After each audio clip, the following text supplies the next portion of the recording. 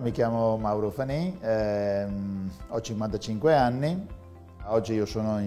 presidente di un gruppo importante, del gruppo Ceraldox. Il gruppo Ceraldox è un'impresa leader in Italia e è anche uno degli attori principali a livello europeo nella lavorazione delle materie prime, quindi la nostra è un'industria di prima trasformazione, noi praticamente prepariamo materie prime per l'industria alimentare in genere. Questa avventura è iniziata nell'82 perché chi non lo sa, una volta c'era il servizio militare, si faceva il militare e al militare io ero all'ufficio vettovagliamento, ufficio approvvigionamento di materie prime per la caserma. Da lì mi è appassionato, io avevo già una scuola, diciamo, la mia formazione è una formazione agronomica e quindi le produzioni, le materie prime, i cereali erano stati un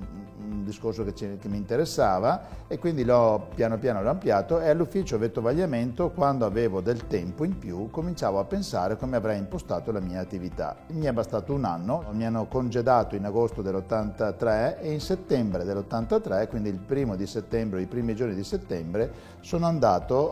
dal notaio a fare l'azienda che a quel tempo si chiamava Azienda Aurora. Al 5 di ottobre ho staccato la mia prima fattura da porta data 5 ottobre dell'83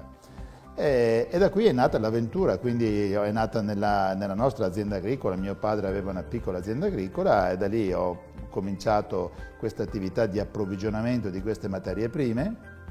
e ovviamente poi anno dopo anno è cresciuta. In un primo tempo ero da solo, poi mi ero trovato un socio, poi il socio è uscito, poi me ne sono trovato un altro, insomma ci sono tutte queste cose, queste vicissitudini che è normale che siano in un'evoluzione dell'azienda. Ho sempre, come dire, tenuto la barra dritta, ho sempre tenuto bene a mente qual era il mio o il nostro obiettivo e quindi insomma siamo arrivati fin qua. Ad essere leader in Italia sicuramente siamo la prima azienda privata per la trasformazione delle materie prime. Oggi l'azienda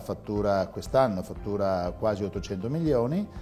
occupiamo 220 dipendenti circa, 150 sono interessati, sono direttamente legati all'attività core business e altri circa 50-60 sono dedicati a cosiddette attività di nuovo business, quindi attività diciamo così complementari alla nostra azienda. Quindi stiamo crescendo nel settore nostro tradizionale, ma stiamo anche cercando di innovare con tecnici e persone che sono entrati nel gruppo negli ultimi 2 anni.